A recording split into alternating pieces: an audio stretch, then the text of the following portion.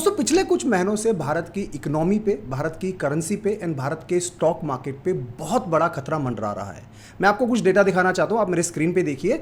जब से Iran war चालू हुआ है तब से स्टॉक मार्केट तकरीबन 51 लाख करोड़ की मार्केट कैप को लॉस कर चुका है। यानी इन्वेस्टर्स 51 लाख करोड़ का पैसा लूज कर चुके हैं। और अगर हम ईरान वॉर से थोड़ा सा पहले जाएं, जब मार्केट ऑल टाइम हुआ करता था, हमारे स्टॉक मार्केट की ऑल टाइम मार्केट कैप हुआ करती थी 470 लाख करोड़। और मैं अगर वहां से कैलकुलेट करूं तो तकरीबन 57 लाख करोड़ के लॉसेज हो चुके हैं स्टॉक मार्केट में ऑलरेडी।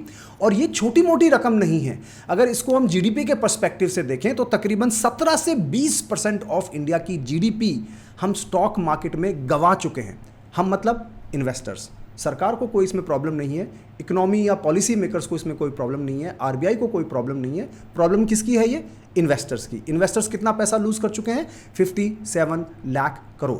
ये तो हुई इंडियन स्टॉक मार्केट की बात। अब आते हैं दूसरे डेटा पॉइंट। भारत की इकोनॉमी, जो कि दुनिया की चौथी सबसे बड़ी इकोनॉमी हुआ करती थी जीडीपी के हिसाब से, अब ये पहुंच चुकी है लुढ़क कर 6ठे नंबर पर। कहां हम सपने देख रहे थे कि भारत की इकोनॉमी 3rd नंबर पे पहुंचेगी, जर्मनी को भी हम पीछे छोड़ेंगे, लेकिन अब हम जापान और यूके से भी नीचे लुढ़क कर 6ठे स्थान पर पहुंच चुके हैं। और जिस तरह की इकोनॉमिक कंडीशंस अभी हमारे भारत में पैदा हुई हैं, उसके हिसाब से वो दिन दूर नहीं कि अगर ये सब कुछ कंटिन्यू रहता है तो हम 6ठे से 7वें पे भी पहुंच सकते हैं। तीसरी बड़ी प्रॉब्लम जो करेंसी को लेके है वो है कि रुपया लगातार पतला होता जा रहा है, लगातार गिरता जा रहा है यूएस डॉलर के अगेंस्ट। अब मुझे मालूम है कि पहले हमारे फाइनेंस मिनिस्टर ने यह कहा था कि भाई देखो, यूएस डॉलर स्ट्रांग हो रहा है, रुपया नहीं वीक हो रहा है। लेकिन अब मैं आपको डेटा दिखाना चाहता हूं कि पाकिस्तान की करेंसी के अगेंस्ट भी रुपी डिक्लाइन हो रहा है। फॉरगेट अबाउट पाकिस्तान, बांग्लादेश की करेंसी के अगेंस्ट भी रुपी बहुत तेजी से डिक्लाइन हो रहा है। इनफैक्ट मैं आपको कुछ फैक्ट्स दिखाना चाहता हूं। 8 सितंबर 2023 को एक भारतीय रुपया का मतलब होता था 3.69 पाकिस्तानी रुपी। और आज वही इक्वेशन चेंज हो चुकी है कि 1 भारतीय rupee is equal to 2.88 Pakistani rupee. अगर आप इसमें कुछ मैथ्स करोगे तो निकल के आता है 22% का डिक्लाइन हुआ है रुपी में पिछले 2.5 साल में। ठीक है। वहीं अगर हम बांग्लादेश की करेंसी देखें, बांग्लादेशी टाका, 3 मई 2025 को एक इंडियन रुपी का मतलब होता था 1.42 बांग्लादेशी टाका। अभी ये हो चुका है 1.28 बांग्लादेशी टाका। मतलब पिछले ऑलमोस्ट एक साल में तकरीबन 10% की वैल्यू रुपी लूज कर चुका है अगेंस्ट बांग्लादेशी टाका। अब आप सोच रहे होंगे कि ये सारी इकोनॉमिक कंडीशंस, ये सारी currency depreciation, stock market losses, ये सब चल क्या रहा है भारत में? तो देखो, इस वीडियो में मैं आपको 3 चीज समझाने वाला हूं। पहली चीज कि इन सब के पीछे का एक्चुअल रीजन क्या है। बहुत लोगों को ये रीजन नहीं मालूम है, वो रिवील करने वाला हूं डेटा के साथ। फिर आता है दूसरा पॉइंट कि भारत की सरकार या आरबीआई अभी क्या कदम उठा रही है और क्या कदम इनको उठाने चाहिए। इंपॉर्टेंट डिस्कशन करेंगे इस पे। और तीसरा पॉइंट, ऐसे समय में भारत के इन्वेस्टर्स जैसे कि मैं हूं या आप हैं, आपको अपने मनी को कैसे मैनेज करना है, आपको अपने पोर्टफोलियो को क्या मैनेज करना है। 2 बड़ी बातें मैं आपके पोर्टफोलियो से लिंक्ड आपको सिखाने वाला हूं। बहुत ही इंटरेस्टिंग वीडियो होने वाला है। अगर आप मुझे नहीं जानते हैं तो मेरा नाम है राहुल जैन, मैं हूं एक सेबी रजिस्टर्ड रिसर्च एनालिस्ट। अगर आप इस तरह की टाइमली वीडियो चाहते हैं कि आपके फीड में आती रहे, चैनल को फटाफट से सब्सक्राइब करके नोटिफिकेशन को प्रेस कर लीजिएगा, क्योंकि YouTube और Facebook अब केवल वीडियोस ज्यादा से ज्यादा सब्सक्राइबर्स को ही दिखा रहे हैं। तो फटाफट से सब्सक्राइब करिएगा। और अब मैं चलता हूं अपने पहले मुद्दे की तरफ, जो कि है कि इन सब के पीछे की एक्चुअल वजह क्या है। तो देखो, बहुत लोग ये मानते हैं कि ऑयल की प्राइस अगर $100 के ऊपर रहेगी तो नेचुरल है भारत की इकोनॉमी पे, भारत के स्टॉक मार्केट पे, भारत की करेंसी पे खतरा पैदा होगा। ये बात केवल आधी सच है। लोगों को एक्चुअल रीजन नहीं मालूम। मैं आपको एक्चुअल रीजन दिखाना चाहता हूं, क्योंकि अगर ये एक्चुअल रीजन होता तो भारत की करेंसी पाकिस्तान की करेंसी या बांग्लादेश की करेंसी के बजाय भी क्यों डेप्रिशिएट होती? आप ही मुझे बताइए। क्योंकि अगर मैं आपको डेटा दिखाऊं, देखो, भारत और पाकिस्तान और बांग्लादेश, तीनों देश का मैंने ऑयल इंपोर्ट देखा कि कितना परसेंटेज ऑफ ऑयल ये बाहर से इंपोर्ट करते हैं।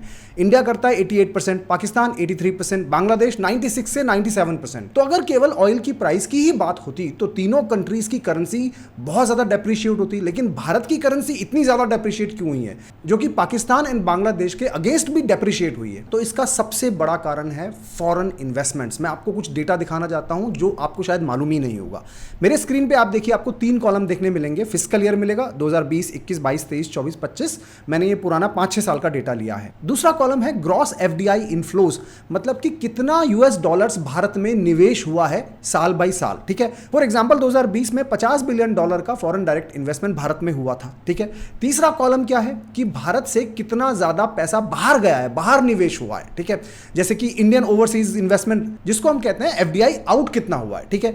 तो वो भी डेटा आपके सामने है। और फिर फाइनल जो कॉलम है वो है कि नेट कितना हुआ है। बहुत इंपॉर्टेंट डेटा पॉइंट, इसको ध्यान से सुनिएगा आप, ठीक है। तो 2020 में क्या कंडीशन थी, $50 बिलियन का निवेश भारत में हुआ या डॉलर्स भारत में आए, ठीक है। और वहीं उसी साल केवल 6 से 7 बिलियन डॉलर भारत से बाहर गए। तो नेट अगर हम देखें तो नेट कितना हुआ भारत में, 43 to 44 बिलियन डॉलर का निवेश भारत में हुआ। जब भारत में इतनी सारी डॉलर आई तो उसका क्या होगा, देखो उससे हमारी करेंसी अच्छी रहेगी, स्ट्रांग रहेगी। क्यों? क्योंकि रुपी को कन्वर्ट करके ही तो डॉलर भारत में आएगा ना, तो रुपी की डिमांड बढ़ेगी, रुपी की डिमांड बढ़ेगी तो रुपी अच्छा रहेगा, सॉलिड रहेगा, ठीक है। दूसरी बात, जब भारत में निवेश डॉलर्स में होगा तो हमारी कॉर्पोरेट अर्निंग्स अच्छी होंगी, हमारा स्टॉक मार्केट भी नेचुरली अच्छा परफॉर्म करेगा। तीसरी बात, हमारी जीडीपी भी ग्रो करेगी, क्योंकि अर्निंग्स आएगी तो मतलब जीडीपी हमारी ग्रो करेगी। तो ये बहुत अच्छी बात है कि भारत में इन्वेस्टमेंट्स, नेट इन्वेस्टमेंट्स पॉजिटिव हो रहे थे और 43-44 बिलियन डॉलर के हो रहे थे।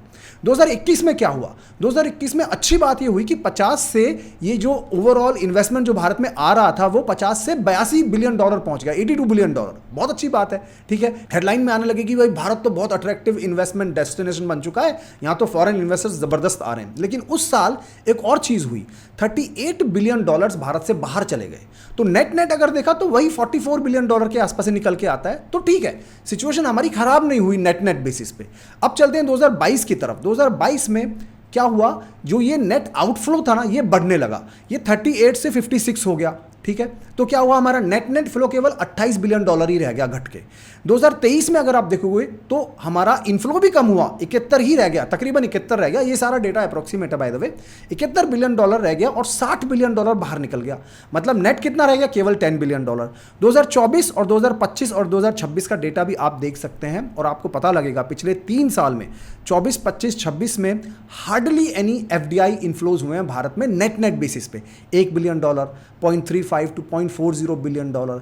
जब ऐसी कंडीशन भारत की हो रही है तो क्या होगा, हमारी करेंसी पे प्रेशर आएगा, हमारी इकोनॉमी पे प्रेशर आएगा, हमारे स्टॉक मार्केट पे प्रेशर आएगा। इसी वजह से आप देख रहे हैं कि ये सारी सिचुएशन क्रिएट हुई है। ये केवल और केवल ईरान वॉर की वजह से नहीं हुई है। ईरान वॉर से बहुत पहले से ही ये सारा ट्रेंड यहाँ पर विजिबल था, जो हम लोगों ने नहीं देखा, हम लोगों ने इग्नोर करा, क्योंकि जो हेडलाइंस हम पढ़ते हैं बस वही समझते हैं, हमने डेटा को नोट नहीं करा। यहाँ पर ये क्लियर ट्रैक रिकॉर्ड दिख रहा है कि किस तरह से एफडीआईज कम हुए हैं। अब आपका ना नेचुरल क्वेश्चन होगा कि राहुल, इतना सारा पैसा, इतना सारे डॉलर्स भारत से बाहर आखिर गए क्यों, इसके पीछे के रूट कॉजेस क्या हैं। तो मैं आपको दिखाता हूँ breakdown of this data further, ठीक है। 2 कॉलम्स पे आप नजर मारिए। पहला है repatriation disinvestment bye foreign investors. ये काफी बड़ी संख्या में हुआ है कि फॉरेन इन्वेस्टर्स ने भारत को छोड़ा है, ठीक है। इसके बारे में अभी आऊंगा 1 मिनट में मैं। दूसरी बात देखें तो भारत की फर्म्स ने, अगर हम देखें तो भारत की फर्म्स ने विदेशों में बहुत ज्यादा इन्वेस्टमेंट किया है, भारत में इन्वेस्टमेंट नहीं किया, बाहर किया है। देखो आप डेटा यहां पर FY25 में तकरीबन 22 से 24 बिलियन डॉलर का बाहर निवेश हुआ है, ठीक है। बाहर पैसा गया है, बाहर यूएस डॉलर गया है, ठीक है। क्यों हुआ है वो अभी हम देखेंगे। तो पहली बात इस पे आते हैं कि फॉरेन इन्वेस्टर्स भारत छोड़ के क्यों गए हैं, चाहे वो एफडीआईज हैं, चाहे और भी पोर्टफोलियो इन्वेस्टर्स हैं। तो इसके लिए मैं अपने आरबीआई गवर्नर संजय मल्होत्रा जी का स्टेटमेंट पढ़ रहा था, जो आया था जून 2025 में। पिछली साल ये इनका स्टेटमेंट आया था और इनका कहना यह है कि भाई देखो, ये जो राइज इन रेपेट्रिएशन हो रहा है, it is a sign of a mature market. मतलब भारत का मार्केट एक मैच्योर मार्केट हो गया है। फॉरेन इन्वेस्टर्स आए 2020-21 में, उन्होंने इन्वेस्ट करा, अब वो क्या प्रॉफिट बुकिंग करके निकल रहे हैं, उनका ये कहना था उस वक्त, ठीक है। अब देखिए, फॉरेन इन्वेस्टर्स के बारे में मैं ज़्यादा इसलिए नहीं कह सकता क्योंकि उनको अगर कहीं किसी और देश में अच्छी अपॉर्चुनिटी मिलेगी तो वो भारत से पैसा निकाल लेंगे, प्रॉफिट बुकिंग कर लेंगे और कहीं अच्छी जगह जाके लगा देंगे पैसा। उनके बारे में हम कुछ ज़्यादा नहीं कह सकते, हमें भारत को अट्रैक्टिव रखना है उनके लिए, अगर हमें उन्हें बुलाना है तो, ठीक है। अब दूसरी बात आती है कि अच्छा ठीक है, ये तो बात समझ में आई, लेकिन जो ये भारत की कंपनीज हैं, मतलब हमारी कंपनीज बाहर क्यों पैसा लगा रही हैं, इसके पीछे रीज़न क्या है। तो देखिए, ये एक EY ने एक स्टडी करी थी, अर्न्स्ट एंड यंग ने, और उसका पूरा कंक्लूजन निकाल के दिया है। मैं आपको क्विकली 30 सेकंड के अंदर समरी बताता हूँ इसकी कि प्रॉब्लम क्या है। तो देखो, इसके 4 बड़े रीज़न हैं। पहला रीज़न, जो सबसे बड़ा रीज़न है, वो ये है कि भारत के बाहर जितने भी आप कंट्रीज हैं, फॉर एग्जांपल UAE हो गया, लग्जमबर्ग हो गया, स्विट्जरलैंड हो गया, इन सब में they are offering a mix of favourable tax regime. Tax regime वहाँ पर बेटर है, रेगुलेटरी फ्रेमवर्क प्रोग्रेसिव हैं, इंप्रूव हो रहे हैं धीरे धीरे, ठीक है। और उसके अलावा digital innovation and trade expansion जो है वो बाहर हो रहा है, भारत में उतना नहीं है जितना बाहर हो रहा है। Reason number 1। दूसरा, environmental, social and governance priorities हैं कुछ इंडियन कंपनीज की, जिसकी वजह से पैसा बाहर जा रहा है। अगेन डिटेल में नहीं जाऊंगा मैं। तीसरा, गिफ्ट सिटी। गिफ्ट सिटी के थ्रू बहुत सारा पैसा अब बाहर जा रहा है, ठीक है। अब मुझे नहीं पता ये सही है कि नहीं, इसके कुछ फायदे भी हैं, इसके कुछ नुकसान भी हैं, तो नुकसान वाली साइड अभी देखने को मिल रही है, ठीक है। और चौथा, ग्लोबल पॉलिसी डेवलपमेंट, जो ट्रेड टैरिफ्स वगैरह लग रहे हैं उसके वजह से भी, जैसे फॉर एग्जांपल अगर ट्रंप बोल रहा है कि आप अगर यूएस से बिजनेस करना चाहते हैं तो आप यहाँ फैक्ट्री एस्टैब्लिश करो, तो बहुत सारी फार्मा कंपनीज जो हैं वो कोशिश कर रही हैं कि वहीं पे कोई कंपनी खरीद ली या फैक्ट्री अपनी डाल दी। तो इस तरह के ग्लोबल जो पॉलिसी डेवलपमेंट्स हो रहे हैं उसकी वजह से भी पैसा बाहर जा रहा है। मोटा मोटा क्या है, पैसा भारत से बाहर जा रहा है। तो अब इसको कैसे रोका जा सकता है? तो वापस से आरबीआई गवर्नर संजय मल्होत्रा जी ने वेरी रिसेंटली अप्रैल 2026 में स्टेटमेंट दिया था। न्यूयॉर्क में एक राउंड टेबल डिस्कशन हुआ था, उसमें उन्होंने स्टेटमेंट दिया था कि हमें क्या करना पड़ेगा, भारत को यह करना पड़ेगा कि हमें अपने रेगुलेशंस को ईज आउट करना पड़ेगा, ठीक है। मार्केट को हमें फ्रेंडली करना पड़ेगा, इन्वेस्टर फ्रेंडली करना पड़ेगा। इंप्रूव द मार्केट एक्सेस, लोगों को हमारे मार्केट का एक्सेस मिलना चाहिए, ठीक है। और हमें इंटीग्रेट करना पड़ेगा ऑनशोर एंड ऑफशोर मार्केट को। बहुत सारे ये पॉलिसी रिलेटेड डिसीजंस हैं जो सरकार को आरबीआई की लीडरशिप में करने पड़ेंगे, तभी तो फॉरेन इन्वेस्टर्स भारत में पैसा डालेंगे। अगर हमने रेगुलेशंस को ईज आउट ही नहीं करा तो फॉरेन इन्वेस्टर्स पैसा नहीं डालेंगे, वो उस जगह जाएंगे जहां पे उनको रेगुलेशंस अच्छे लग रहे हैं, जहां पे रिलैक्स माहौल होगा वो वहां पे इन्वेस्ट करेंगे। तो ये मेरा स्टेटमेंट नहीं है, ये पूरा मैंने आपको जो डेटा के साथ समझाने की कोशिश करी है कि केवल ये ऑयल की प्रॉब्लम नहीं है। हाँ, ऑयल की प्रॉब्लम है, वो भी एक बड़ी प्रॉब्लम है, मैं उसको डिनाई नहीं कर रहा हूं। इनफैक्ट मैं आपको कुछ डेटा दिखाना चाहता हूं कि अभी अगर हम देखें ऑयल की प्रॉब्लम की वजह से, जब से ईरान वॉर चालू हुआ है, हमारे फॉरेक्स रिजर्व्स जो हैं वो बहुत तेजी से डिप्लीट हुए हैं। ये मैंने आप पिछली वीडियोस में भी कवर कराया, अगर आप मुझे फॉलो करते हैं तो। और डेटा ये भी देखिए कि ये केवल भारत की प्रॉब्लम नहीं है। Philippines, India, Indonesia, Thailand, Japan, China, Taiwan, सबके फॉरेन रिजर्व्स ड्रॉप हुए हैं, लेकिन भारत के काफ़ी तेज़ी से हुए हैं। सबसे ज़्यादा फिलीपींस के हुए हैं एशिया में फॉर एग्जांपल, भारत के भी बहुत तेज़ी से हुए हैं, ठीक है। तो ये प्रॉब्लम ऑयल की ज़रूर है, ऐसा नहीं कि ये प्रॉब्लम नहीं है। इसके लिए आरबीआई क्या कर रही है और क्या करना चाहिए? इसके लिए आरबीआई मेरे हिसाब से ठीक ठाक कदम ले रही है, जितनी मेरी छोटी मोटी समझ है। क्योंकि फॉर एग्जाम्पल अभी मई 26 को क्या होने वाला है, $5 बिलियन के रुपी स्वैप ऑक्शन होने वाले हैं। मतलब क्या है कि आरबीआई बैंक्स के पास जाएगी, बहुत सारी बैंक्स हैं, कमर्शियल बैंक्स हैं, उनके पास जाएगी और उनको बोलेगी भाई मैं आपसे डॉलर खरीदने वाला हूं, ठीक है, और आपको रुपी देने वाला हूं।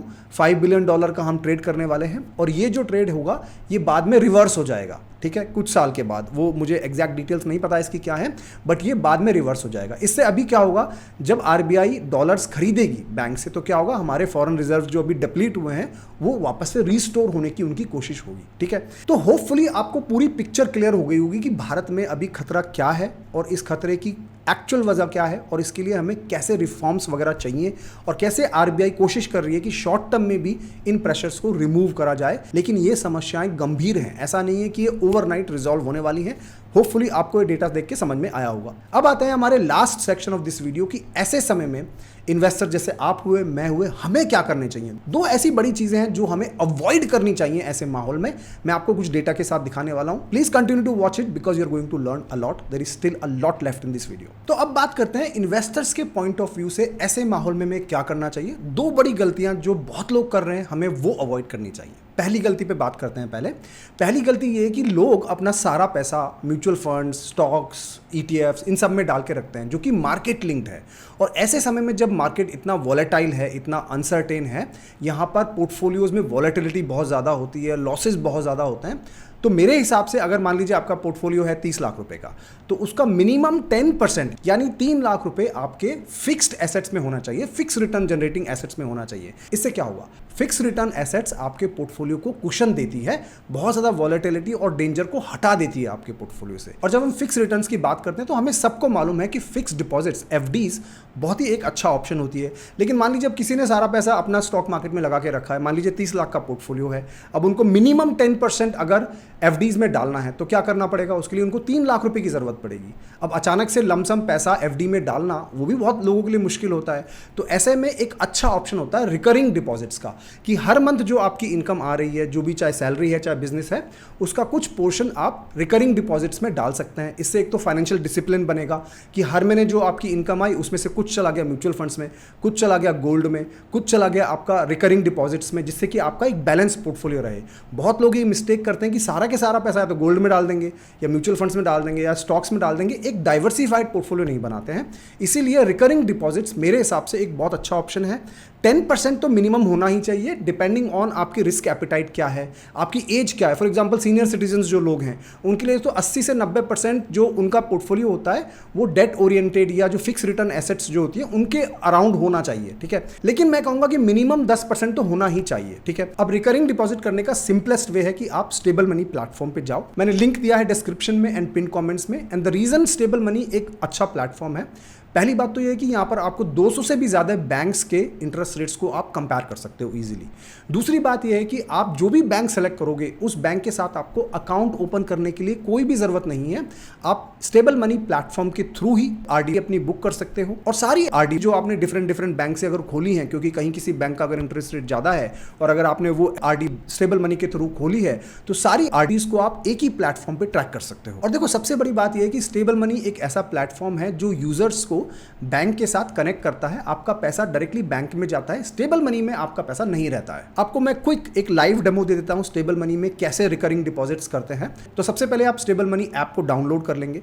जब डाउनलोड करेंगे तो उसके बाद आप जाएंगे आरडी वाले ऑप्शन पे, रिकरिंग डिपॉजिट वाले ऑप्शन पे, वहां पर क्लिक करेंगे।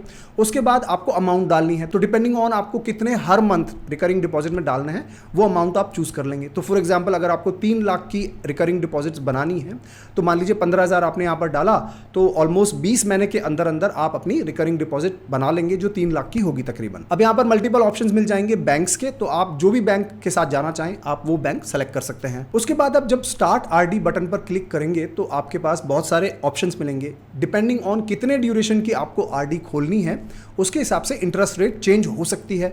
तो मेरे हिसाब से आप ज़्यादा से ज़्यादा इंटरेस्ट रेट लॉक कर लें। जैसे फॉर एग्जांपल यहाँ पर अभी 8.1% की इंटरेस्ट रेट दिख रही है हमें 2 ईयर्स 6 मंथ्स के ड्यूरेशन के लिए, तो काफ़ी अच्छी इंटरेस्ट रेट है, आप उसको सेलेक्ट कर सकते हैं। और आप इस पूरे प्रोसेस को फॉलो करके बहुत ही ईजिली क्विकली आप अपनी आरडीज को ओपन कर सकते हैं। इसमें 2-3 और इंपॉर्टेंट पॉइंट्स है। पहला पॉइंट तो ये कि इसमें आपको अप टू 5 लाख रुपीज पर पैन कार्ड नंबर आपको इंश्योरेंस मिल जाता है DICGC से, जो कि RBI की एक सब्सिडरी है। दूसरी बात, अगर मान लीजिए किसी महीने आप अपनी रिकरिंग डिपॉजिट में पैसा नहीं डाल पाए तो कोई पेनल्टीज नहीं है, आप नेक्स्ट मंथ डाल सकते हैं। और तीसरा, अगर आप कभी टॉपअप करना चाहें, मान लीजिए किसी मंथ आपको कोई बोनस मिला है और आप अपनी आरडीज को टॉपअप करना चाहते हैं, ज़्यादा पैसा डालना चाहते हैं, तो वो भी कर सकते हैं। और इसमें सबसे अच्छी बात यह कि जब भी आप टॉपअप आरडी करते हो तो आपकी इंटरेस्ट रेट वो इंटरेस्ट रेट होगी जो ओरिजिनल इंटरेस्ट रेट थी, जो कि आपने आरडी खुलवाते वक्त जो भी आपको इंटरेस्ट रेट मिली थी वही इंटरेस्ट रेट आपको मिल जाएगी। फॉर एग्जांपल इस केस में अगर आप 8.1% की इंटरेस्ट रेट आपको मिल रही है जब आप आरडी खोल रहे हो और बाद में मान लीजिए 6 महीने के बाद आपने टॉपअप करा 20,000 रुपये का, तो उस 20,000 रुपये पे आपको 8.1% की ही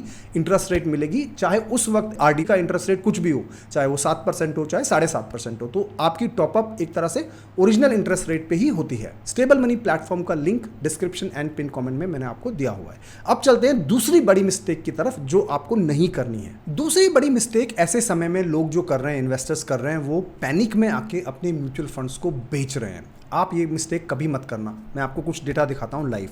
तो एग्जाम्पल के तौर पे मैंने मोतीलाल ओसवाल का मिड कैप फंड ले लिया। ये एग्जाम्पल है, कोई रिकमेंडेशन नहीं है। तो मैं आपको कुछ डेटा दिखाना चाहता हूँ। 18 दिसंबर 2024 को इस म्यूचुअल फंड की NAV ऑल टाइम हाई थी, मतलब तकरीबन 130 रुपये की 1 यूनिट थी। और इससे पहले का अगर ट्रैक रिकॉर्ड देखते हैं इस म्यूचुअल फंड का तो आपको पता लगेगा, ये डेटा आप देखिए मेरे स्क्रीन पे और आपको पता लगेगा कि इस म्यूचुअल फंड की परफॉर्मेंस ना शानदार रही। इस म्यूचुअल फंड ने ऑलमोस्ट 25% के कैगर के रिटर्न दिए पिछले 9 सालों में, मतलब जबरदस्त परफॉर्मेंस आई इस म्यूचुअल फंड में। तब ऐसे में क्या होता है, लोग क्या करते हैं, पिछले रिटर्न्स को देखते हैं और बोलते हैं कि यार ये म्यूचुअल फंड तो बहुत अच्छा परफॉर्म कर रहा है, इसमें अपन निवेश कर लेते हैं। और ये तो गलती है ही। अब इसमें कुछ बुरा भी नहीं है कि आप रिटर्न्स को देखते हो, और भी बहुत सारे पैरामीटर्स आपको देखने चाहिए। बट मान के चलते हैं कि किसी इन्वेस्टर ने जब इसकी NAV ऑल टाइम हाई थी 130, 128, 129, 125, उस वक्त इस म्यूचुअल फंड में निवेश चालू कर दिया, क्योंकि लगा यार ये तो पिछले 9 साल से बहुत ज़बरदस्त परफॉर्मेंस दे रहा है, इसमें पैसा लगा देते हैं। लगा दिया। अब क्या होगा, अब चूंकि सितंबर 2024 से स्टॉक मार्केट भारत का करेक्ट होना चालू हुआ, ठीक है, तो क्या हुआ, जब भारत का स्टॉक मार्केट करेक्ट हुआ तो ये म्यूचुअल फंड भी करेक्ट हुआ। अभी देखो कितने से करेक्ट हुआ, मैं आपको डेटा दिखाना चाहता हूँ। कुछ ही मंथ्स में ये म्यूचुअल फंड तकरीबन 24% तक ड्रॉप हो गया। इसकी NAV 130 से 98 रुपीज़ तक पहुंच गई। और जब ऐसा होता है ना तो क्या होता है, घबराहट होती है। और ऐसे में म्यूचुअल फंड इन्वेस्टर्स क्या करते हैं, उसको बेच के निकलने की कोशिश करते हैं। बोलते हैं कि यार ये तो म्यूचुअल फंड बेकार है, इसमें तो मेरा लॉस हो गया, 24% तो अभी मैं लॉस में हूँ, हो सकता है ये 30% हो जाए, ये 35% हो जाए, 40% हो जाए। ऐसा करके वो म्यूचुअल फंड को बेच देते हैं। ये बहुत बड़ी गलती है। क्यों गलती है? क्योंकि उसके ठीक बाद क्या हुआ, आप मेरे स्क्रीन पे देखिए, अच्छी खासी इसमें रिकवरी आई। अच्छी खासी रिकवरी आके इसकी NAV ऑलमोस्ट 122 के आसपास पहुंच गई थी। तो काफ़ी कुछ रिकवरी हो गई थी। लेकिन जिन इन्वेस्टर्स ने पैनिक होकर ये म्यूचुअल फंड को बेच दिया, उससे क्या हुआ, उनका लॉस हो गया, इमीडिएटली लॉस बुक हो गया। ठीक है। उसके बाद देखें, जब ईरान वॉर चालू हुआ उसकी वजह से ये NAV और भी ड्रॉप हुई। 98 इनका पहला बॉटम बना था, उसके बाद 92 जो बॉटम बना, उसमें तो 29% के फॉल हुए। अब जिस इन्वेस्टर ने 98 पे नहीं बेचा ना, उसको 92 पे फिर घबराहट होगी, वो वहाँ पर बेच के निकलने की कोशिश करेगा। लेकिन वो और भी बड़ी मिस्टेक है। क्यों? क्योंकि आप और भी ज़्यादा लॉसेज में अपने म्यूचुअल फंड को बेच रहे हो। उसके बाद हुआ क्या, उसके बाद अच्छी खासी रिकवरी हो गई, वापस से 103 104 की इसमें रिकवरी आ गई। अगेन यहाँ पर मैं किसी एक पर्टिकुलर म्यूचुअल फंड की बात नहीं कर रहा हूँ, ये बहुत सारे म्यूचुअल फंड्स के साथ हुआ है। क्वांट के साथ हुआ है, आप देख लें डेटा जाकर, तो क्वांट के साथ भी हुआ है, टाटा के साथ भी हुआ है, बहुत सारे म्यूचुअल फंड्स के साथ हुआ है। आपके पोर्टफोलियो में भी हो सकता है ऐसे म्यूचुअल फंड्स हों जिनमें कि बहुत ज़्यादा ड्रॉप हुआ है, किसी में 15%, 10%, 20%, लेकिन वापस से रिकवरी भी आई है। तो ऐसे में अगर आपके म्यूचुअल फंड्स डाउन है तो आपको क्या करना है, ब्लाइंडली एग्जिट नहीं करना है, आपको रिव्यू करना है प्रॉपर्ली। और इसके लिए आपको 4 फैक्टर्स का रिव्यू करना है। मैंने ये वीडियो बनाई थी इंग्लिश में, 4 दिन पहले ये वीडियो बनाई है, 1 लाख से ज़्यादा इस पर व्यूज़ हो चुके हैं ऑलरेडी।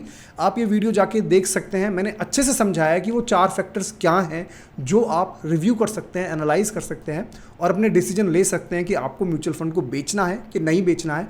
बट कृपया करके ब्लाइंडली किसी म्यूचुअल फंड को ना बेचे जस्ट बिकॉज ये 20% डाउन है, 25% डाउन है, 30% डाउन है। ब्लाइंडली आप एग्जिट नहीं करें, वरना क्या होगा, आप लॉस बुक कर लेंगे। और मैं ऑफकोर्स नहीं चाहता कि आप अपना लॉस बुक करें। तो फ्रॉम इन्वेस्टमेंट्स पर्सपेक्टिव ये 2 चीज़ें हैं जो आपको ध्यान रखनी है। पहली कि आप पूरा पैसा एक जगह ना रखें, आप डाइवर्सिफाई करें। फिक्स रिटर्न के इंस्ट्रूमेंट्स आपके पोर्टफोलियो में होने चाहिए। स्टेबल मनी का लिंक मैंने डिस्क्रिप्शन में दिया है, पिन कमेंट में दिया है, आप जाके एक्सप्लोर कर सकते हैं। और दूसरी मिस्टेक जो आपको नहीं करनी है, अपने म्यूचुअल फंड्स को, अपने पोर्टफोलियो को पैनिक में आके बेचना नहीं है।